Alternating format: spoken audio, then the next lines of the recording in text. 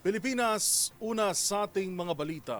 Trahedya ang sinapit ng 3 empleyado sa nangyaring pagsabog kahapon sa ammunition section ng isang pagawaan ng bala sa Marikina.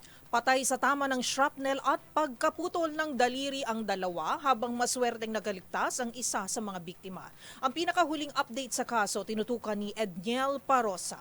Patay ang 2 empleyado habang sugatan naman ang isa pa nilang kasama matapos ang isang pagsabog sa loob mismo ng pagawaan ng bala sa Barangay Fortune, lungsod ng Marikina. Sa report na tinanggap ni Police Colonel Jeffrey Fernandez, hepe ng Marikina Police Station, nabatid na nangyaring insidente sa ammunition section ng Arms Corps Global Defense Incorporated. Nagsimula ito sa factory ng primer na component ng bala, dahilan para malubhang masugatan ng 3 kalalakihan alas 2:15 ng hapon itong Hulyo 7. Nagawa pang isugod sa Amang Rodriguez Medical Center ang mga biktima, pero idineklara ring wala ng buhay ang 34 anyos sa tinamaan ng shrapnel sa dibdib dakong 5:15.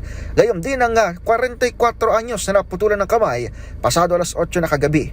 Inilipap na sa Marikina Valley Hospital ang nag-iisang conscious 3, pero nagtamo naman ang sugat sa mata at hirap sa pamdinig. Sabi ni Fernandez sa DZRH News, wala pa silang lead hanggang sa mga oras na ito. Babalikan ngayong umaga yung CCTV footage kung makakuha kasi kahapon sabi ng AMSCOR wala yung ID nila. Tigil operasyon naman ang Rim Fire Department na nakasasakop sa pinangyarihan ng pagsabog habang nagpapatuloy ang investigasyon. Tiniyak ng Arms Corps ang tulong sa pamilya ng mga empleyado, maging ang tulong sa pagsiyasat ng PNP.